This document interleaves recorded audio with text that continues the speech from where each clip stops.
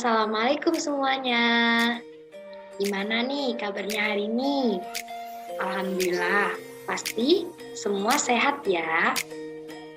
Perkenalkan, nama saya Lidiana Evitaloka.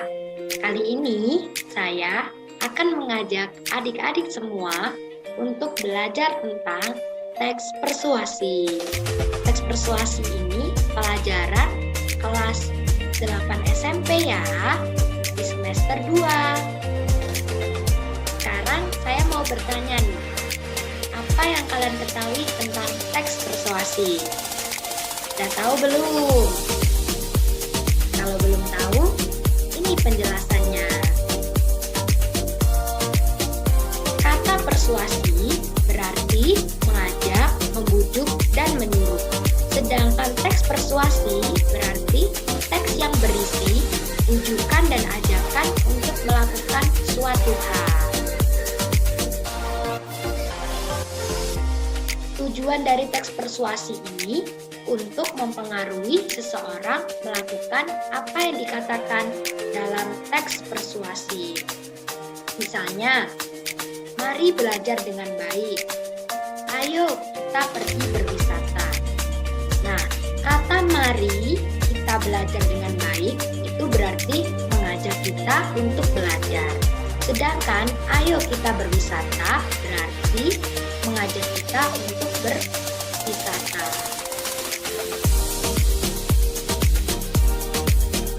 Dalam teks persuasi terdapat 4 struktur. Yang pertama yaitu pengenalan isu. Pengenalan isu yang ini berupa pengantar atau penyampaian tentang masalah yang menjadi dasar tulisan atau pembicaraan itu. Jadi dalam pengenalan isu memuat topik yang akan dibahas dalam teks persuasi. Dan yang kedua ada rangkaian argumen, yakni berupa sejumlah pendapat yang dikemukakan pada bagian sebelumnya, dan pada bagian ini dikemukakan pula sejumlah fakta yang memperkuat argumen-argumen itu. Argumen ini juga berfungsi untuk mengarahkan dan memperkuat sebuah ajakan. Yang ketiga ada pernyataan ajakan. Pernyataan ajakan ini sebagai inti dari teks persuasi yang di dalamnya menyatakan dorongan kepada pembaca atau penggunaannya yang mungkin dapat disampaikan secara tersurat maupun tersirat. Dan yang terakhir ada penegasan kembali atas pernyataan-pernyataan sebelumnya, yaitu ditandai dengan ungkapan seperti demikianlah, dengan demikian, oleh karena itu.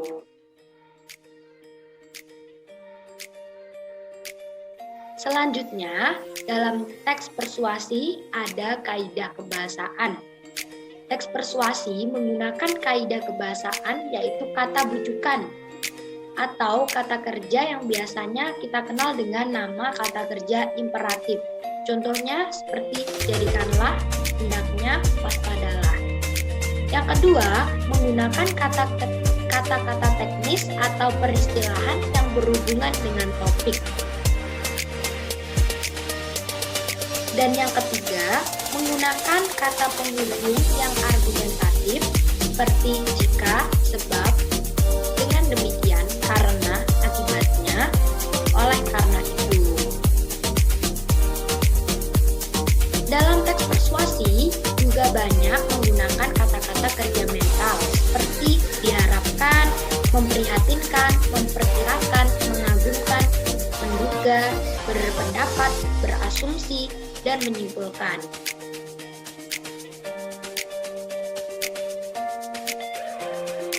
Nih, ada contoh dari teks persuasi.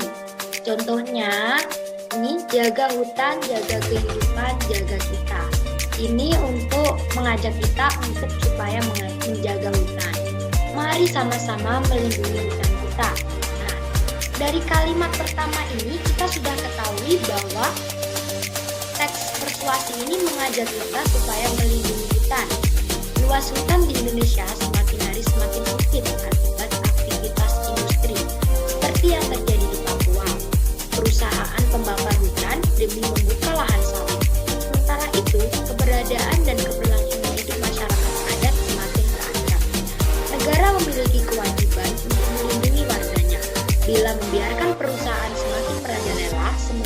masyarakat menderita, maka ada yang salah.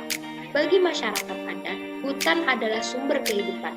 Mereka mendapat sumber makanan dari hutan, sehingga mereka menjaganya dan memperlakukan alam dengan hormat. Pembakaran hutan sama dengan memusnahkan sumber kehidupan masyarakat adat. Maka sebaiknya pemerintah tegas dalam menindak perusahaan-perusahaan lingkungan. Sesuai dengan amanat konstitusi, negara wajib melindungi seluruh bangsa dan seluruh tumpah darah Indonesia. Bukan hanya berpihak pada perusahaan, ayo suarakan keberpihakan kita pada masyarakat adat. Menyelamatkan bumi sama dengan menyelamatkan manusia. Selamatkan hutan. Nah, ini contoh teks persuasi untuk kita menjaga dan melindungi hutan. Rangkaian argumennya ada pada kalimat ketiga dan juga ada pada kalimat keempat, kalimat kelima itu termasuk rangkaian argumen. Dan kalimat penjelasnya itu ada di kalimat terakhir. Nah, ini contoh teks persuasi mengajak kita untuk melindungi hutan. Selanjutnya ada langkah-langkah menyimpulkan teks persuasi. Yang pertama, membaca seluruh isi teks, kemudian mencatat bagian-bagian penting dari teks itu. Terus ketiga, memahami hubungan logis antara bagian penting teks itu. Keempat, merumuskan kesimpulan isi teks secara ringkas dan jelas. Kelima, menyimpulkan langkah-langkah menyajikan informasi isi teks persuasi.